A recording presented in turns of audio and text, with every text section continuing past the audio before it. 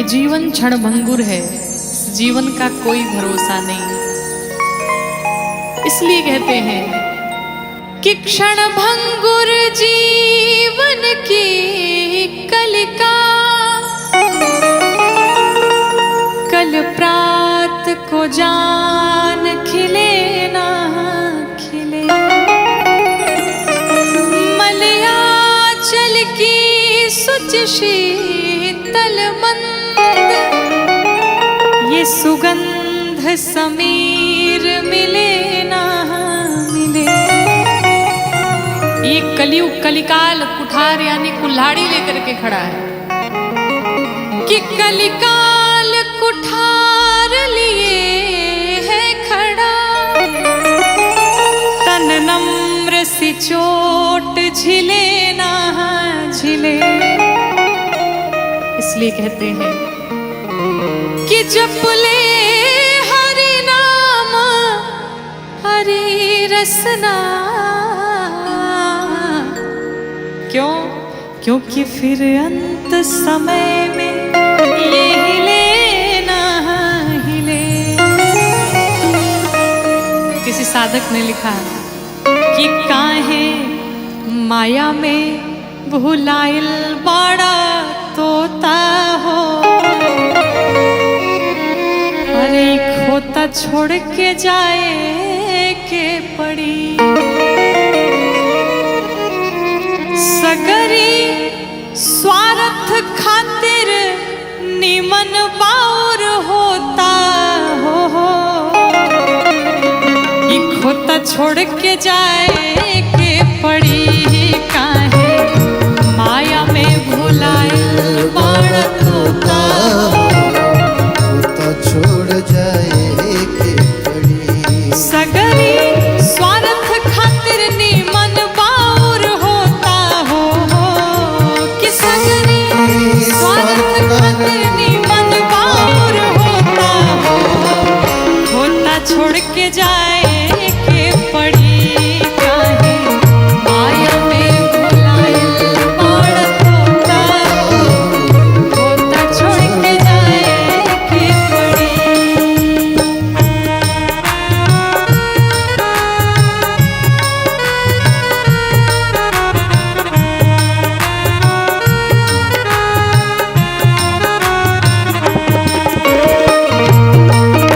राघवेंद्र सरकार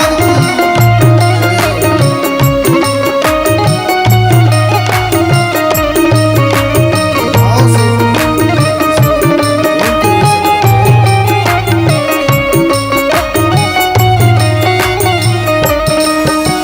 चाहे आप जितना भी धन कमा लीजिए, साधक कहता है लाख करोड़ धन तू कमैबा।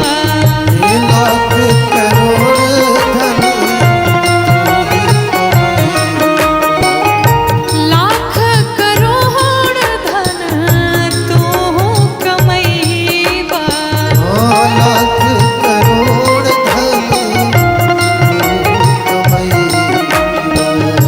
खाला खियाला ना त काले के जइबा। खाला खियाला नाता काले के जई। हाँ खाला खियाला ना त काले के जइबा। खाला खियाला नाता काले के जई। जो कुछ भी है दान करिए, भोग करिए, अन्यथा यहाँ पर सब धरा का धरा ही रह जाएगा। और अंत समय में कितनी सुंदर बात कही साधक ने, क्या कि ताहर छीन ली है पहिरल लंगोटा हो। ताहर छीन ली है पहिरल लंगोटा हो।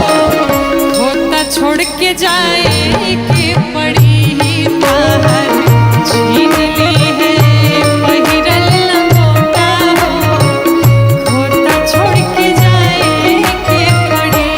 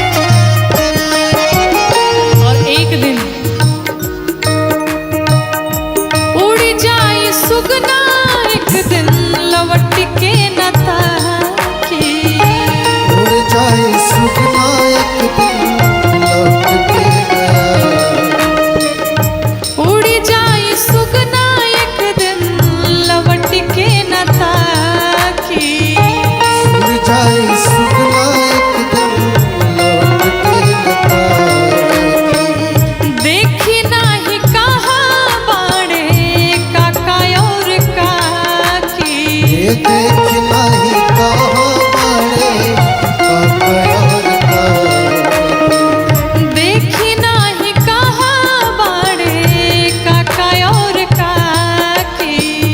देख नहीं कहाँ बड़े ककयोर का और चाहे कोई भी हो, राजा रंग होखे चाहे हर जोता हो, कि राजा रंग होखे चाहे हर जोता हो, होता छोड़ के जाए के पड़ी ही। राजा रंग होखे चाहे हर जोता हो, होता छोड़ के जाए के पड़ी ही। काहे माया में भुलाए बड़ तोता हो, होता छोड़ के जाए के पड़ी।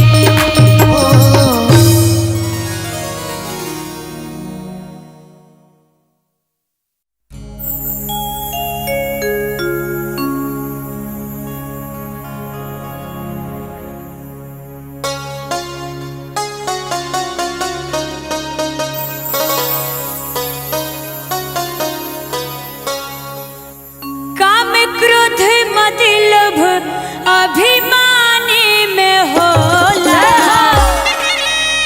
काम क्रोध मद लोभ अभिमानी में होला। लीला बहुत जिंदे गहनी में होला। लीला बहुत जिंदे गहनी में होला। काम क्रोध मद लोभ अभिमानी में होला। काम क्रोध मद लोभ अभिमानी में होला। लीला बहुत जिंदे कहानी में होला। लीला बहुत जिंदे कहानी में होला।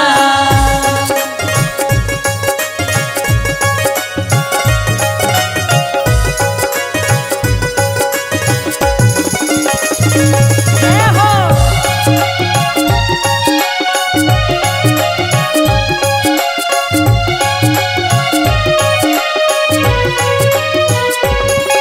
लीला बहुत जिंदगानी में होला। लीला बहुत जिंदगानी में होला। अहिया मिराज जहिया धोकिल जई है। पाप धर्म के तोहरा लेखा लगई है।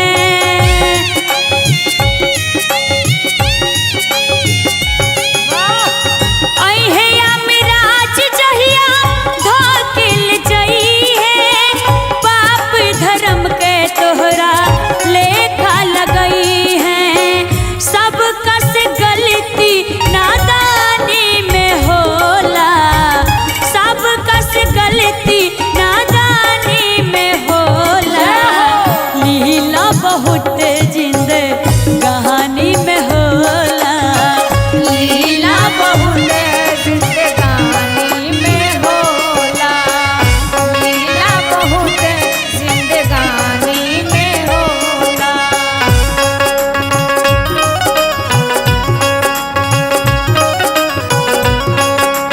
जय हो।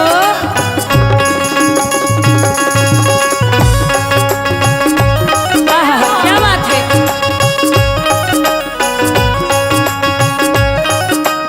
हरि बोल। जिंदगानी में होला। लीला बहुत जिंदगानी में होला। देखी कहल बा 4 दिन के चांदनी बा फिर अंधेरी रात। ये जितना लोग हम सब ये मनुष्य तन पौले बनी जाएगी लीला मात्र के लिए आपन आपन लीला करे के बा और फिर भगवान के पास जाए के बा। ऐसे गुमान देखे कैला के कौने चीज पर। 4 दिन के चांदनी बा फिर बा अंधेरा। मिटला अंधेरा ता होला सवेरा।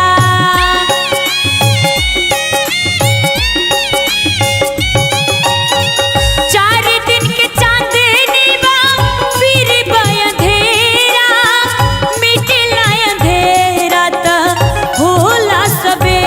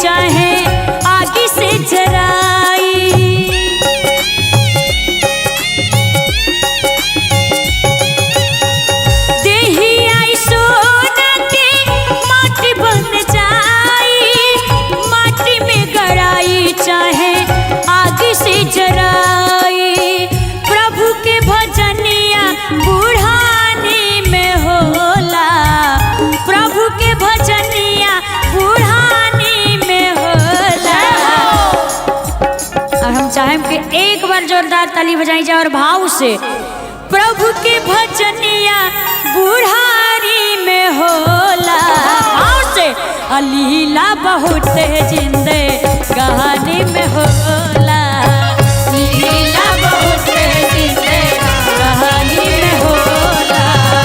लीला बहुत जिंदे कहानी में होला।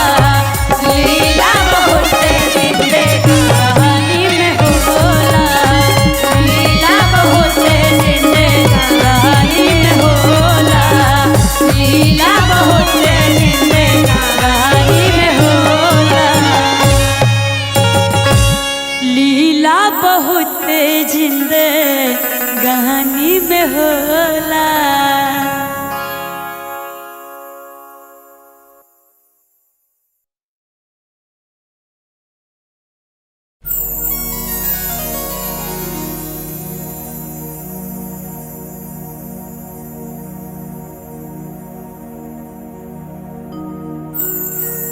बैठल अरे रोवेली गुजरिया हो बैठल रोवेली गुजरिया हो आई चुनरिया में दाग लागल। बैठल रोवेली गुजरिया हो चुनरिया में दाग लागल। कैसे जाई पिया के नगरिया हो कैसे जाई पिया के नगरिया हो चुनरिया में दाग लागल। बैठल रोवेली गुजरिया हो चुनरिया में दाग लागल।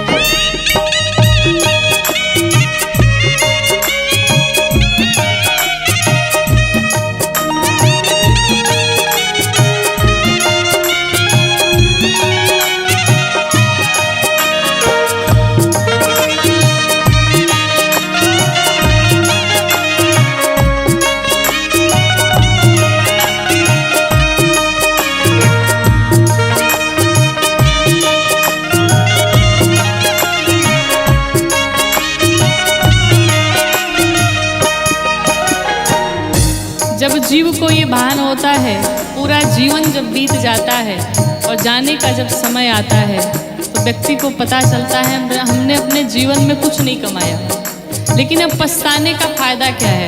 साधक कहता है आइल भगवाना के हमरो संदेशा।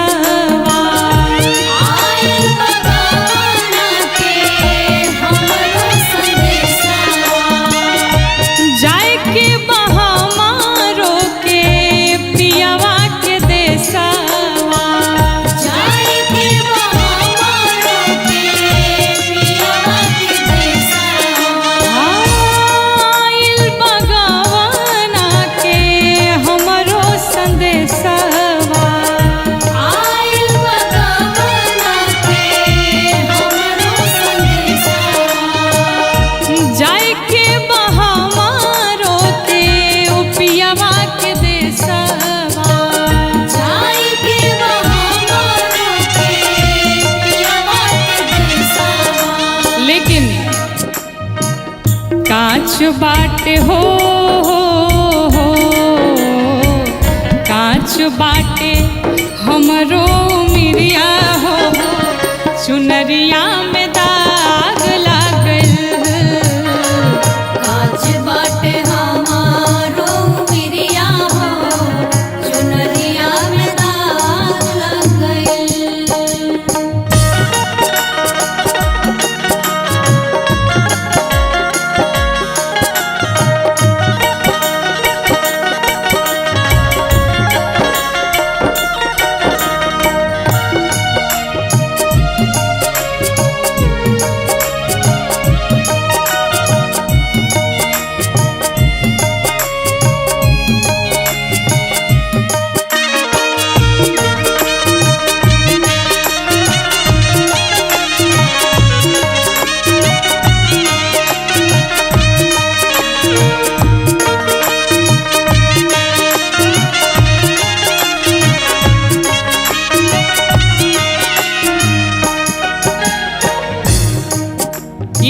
पर जहाँ हम आकर के सभी मनुष्य सारे प्राणी रहते हैं, ये हम सभी का मायका है और भगवान का घर हम सभी का ससुराल है।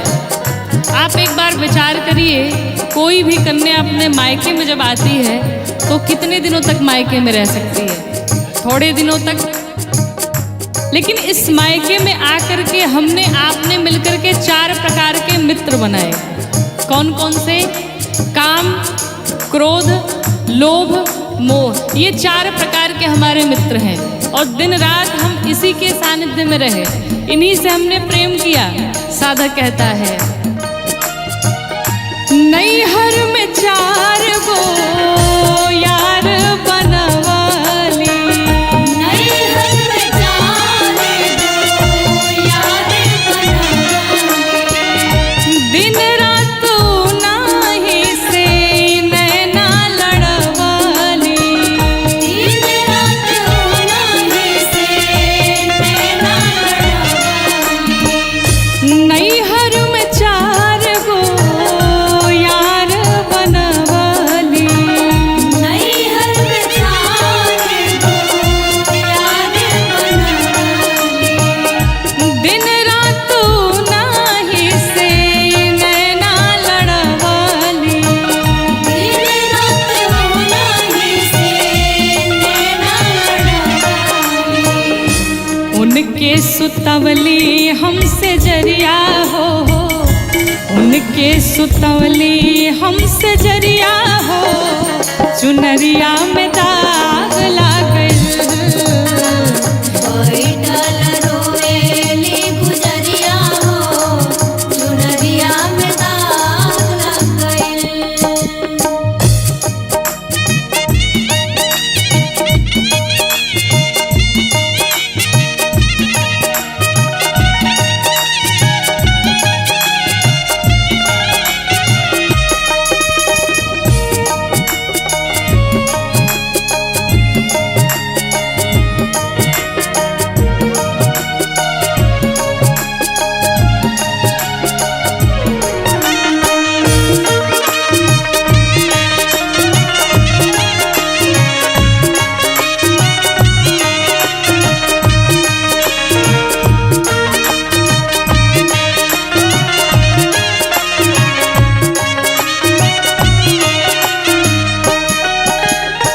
जब जीव माँ के गर्भ में होता है और उसे बाहर निकलने का जब समय होता है, जितना दुख जीव को माँ के गर्भ में होता है, संसार में उतना दुख कभी नहीं मिलता है।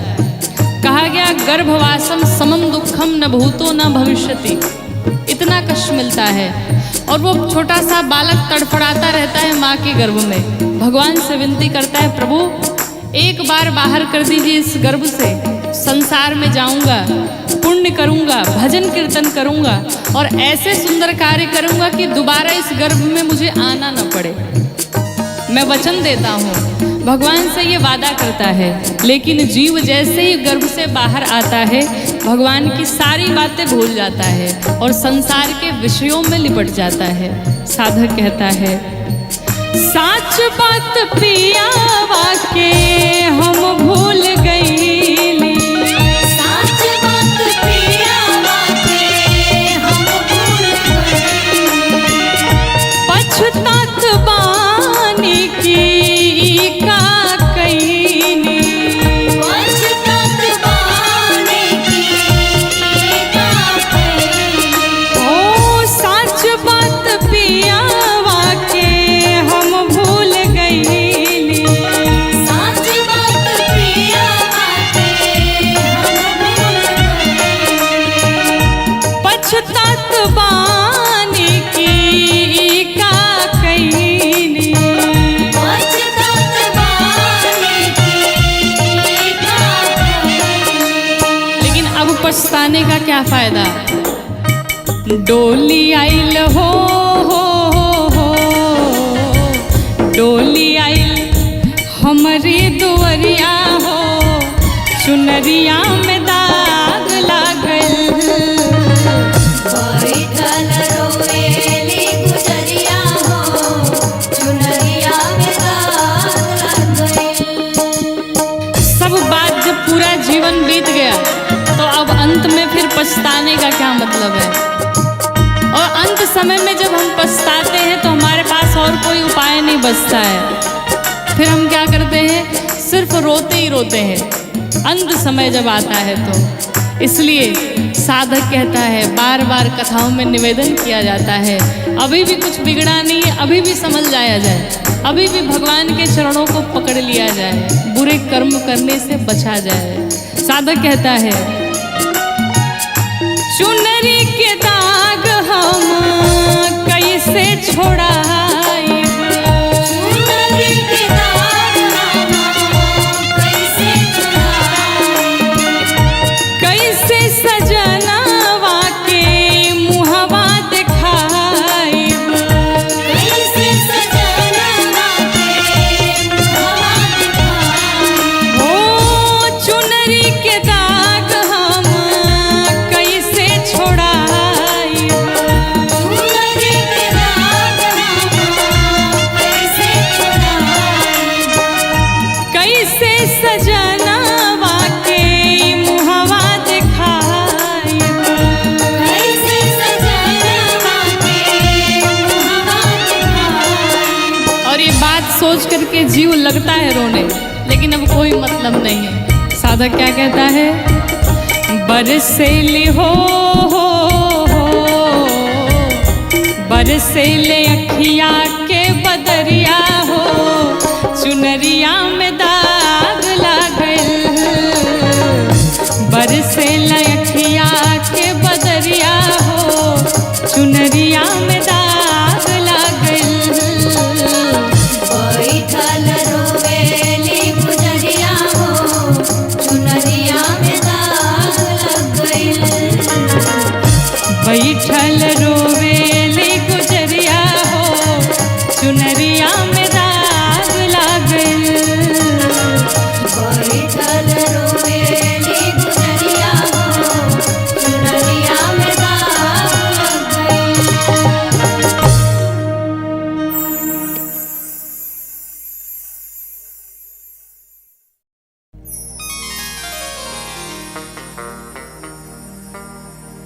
कि तोहर देहिया हो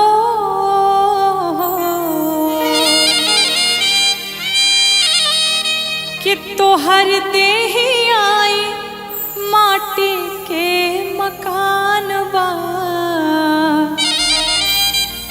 अरे काहे पर गुमान बहाना, तोहर देहिया हो तोहर देहिया माटी के मकान बा, काहे पर गुमान बाना, तोहर देहिया माटी के मकान बा, काहे पर गुमान बाना, तोहर देहिया माटी के मकान बा, काहे पर गुमान बाना।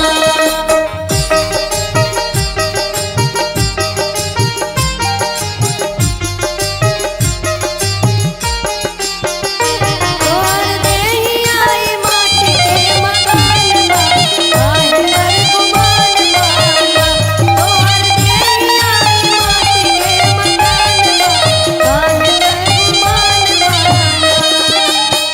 कितनी सुंदर बात साधक कहता है, जीवन में चाहे लाखों करोड़ों की संपत्ति कमा लीजिए, लेकिन मरने के बाद एक पैसे भी आपके साथ नहीं जाने हैं। इसलिए कमाना है तो पुण्य कमाइए, किसी का आशीर्वाद कमाइए, सिर्फ यही आपके साथ जाने वाला है। क्या जोर बके तनो पाई पाई साथ एक कहू न जाई, जोर बके तनो पाई पाई साथ एक कहू न जाई, जोर बके तनो पाई पाई साथ एक कहू न जाई, जोर बके तनो पाई पाई साथ एक कहू न जाई, जोर बके तनो पाई पाई साथ एक कहू न जाई, हो तोहर जाए बदे तोहर जाए बदे बास के विमान बा, काहे पर गुमान बाना, तोहर जाए बदे बास के विमान बा, काहे पर गुमान बाना, तोहर जाए बदे बास के विमान बा,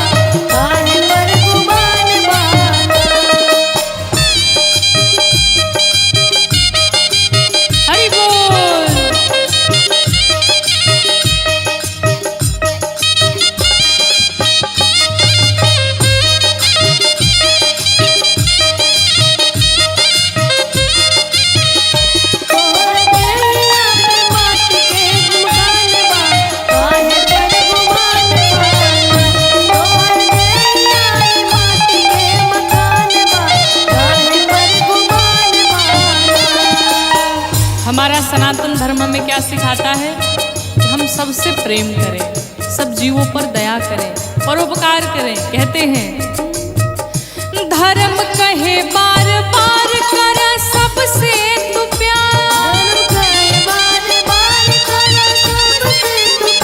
धर्म कहे बार बार कर सबसे तू प्यार, धर्म कहे बार बार कर सब ही से प्यार। जीव दुनिया के जीव दुनिया के कहीं समान बा, काहे पर गुमान बाना। जीव दुनिया के कहीं समान बा, काहे पर गुमान बाना। जीव दुनिया के कहीं समान बा, काहे पर गुमान बाना।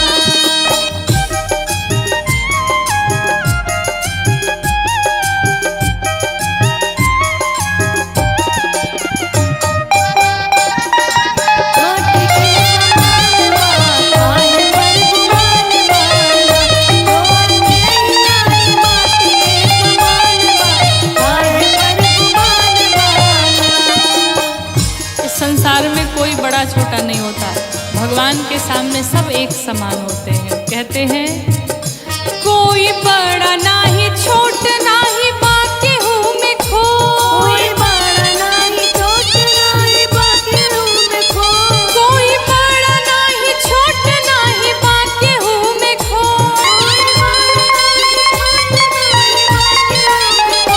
कोई बड़ा नाही छोट नाही बाकी हूँ मैं खो। लोग झूठ झूठ हिंदू मुसलमान बा, काहे पर गुमान बाना। लोग झूठ हिंदू मुसलमान बा, काहे पर गुमान बाना। कहर देही आई माटी के मकान बा, काहे पर गुमान बाना। तोहर देही आई माटी के मकान बा, काहे पर गुमान बाना। तोहर देही आई माटी के मकान बा, काहे पर गुमान बाना।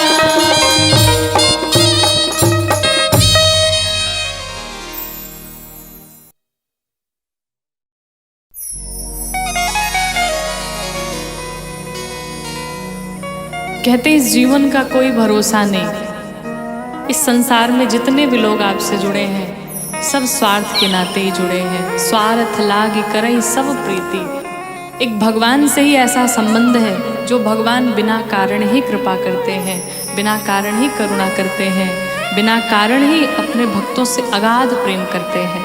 तो अगर किसी से प्रेम करना है तो श्री ठाकुर जी से प्रेम किया जाए, श्री गोविंद से प्रेम किया जाए, माधव से प्रेम किया जाए।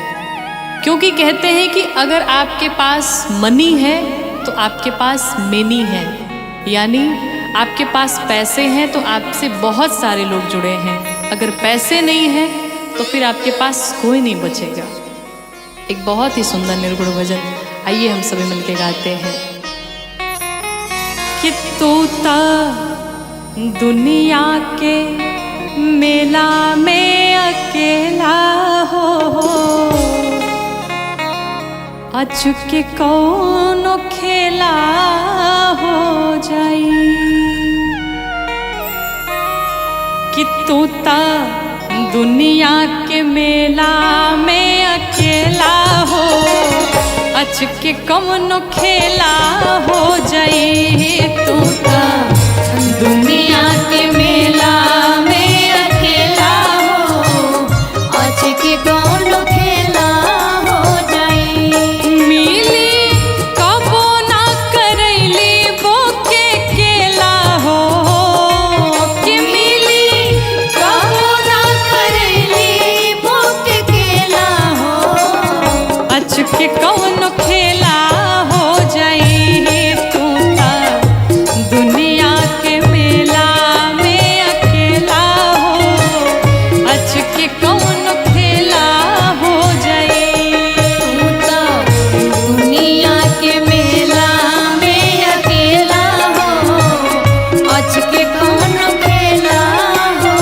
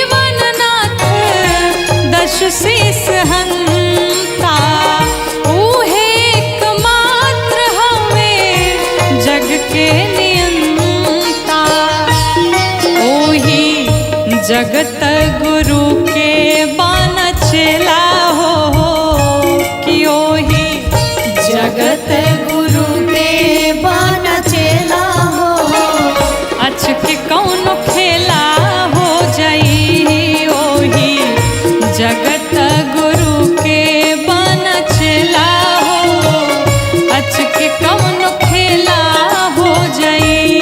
तू तो दुनिया के मेला में अकेला हो आज के कौन खेला हो जाई।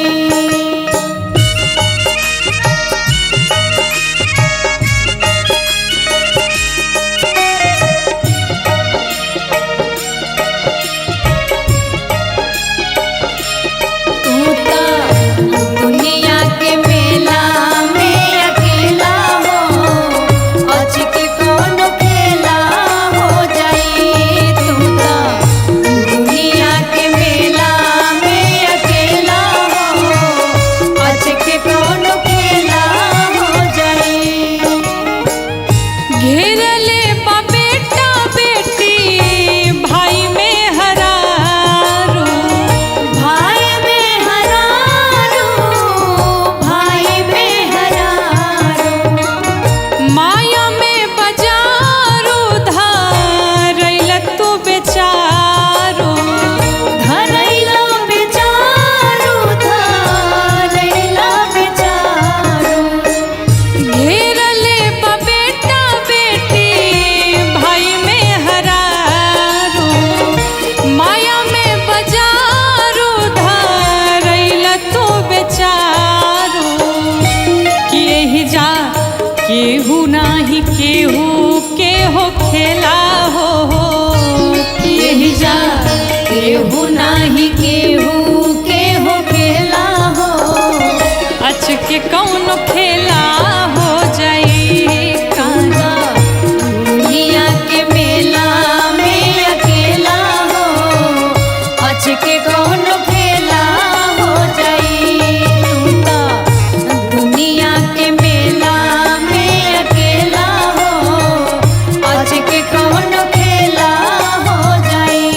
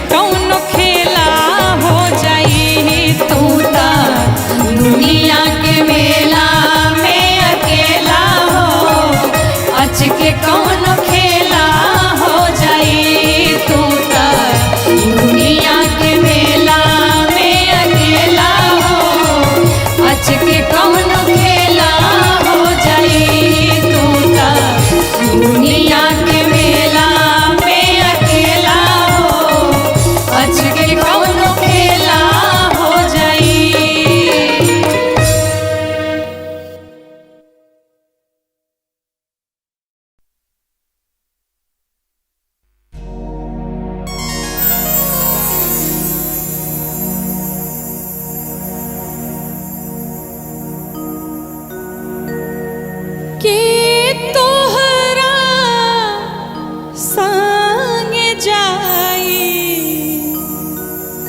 भवरवा हर के तोहरा संग जाई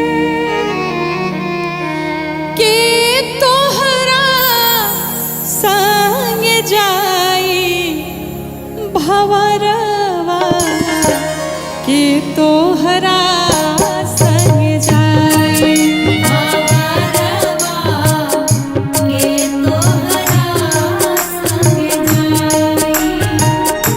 के तोहरा संग जाई भवरवा के तोहरा संग जाई